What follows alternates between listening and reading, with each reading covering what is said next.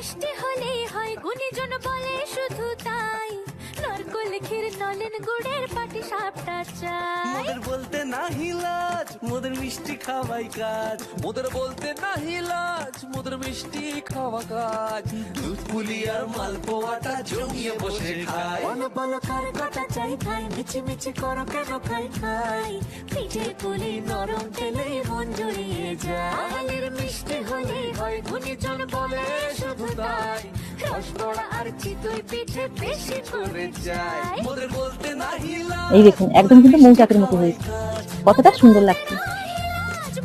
কেমন লেগেছে কমেন্টে অবশ্যই জানাবেন।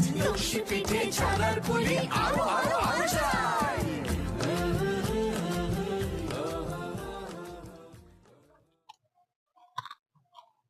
কেমন লেগেছে? খুব ভালো লেগেছে।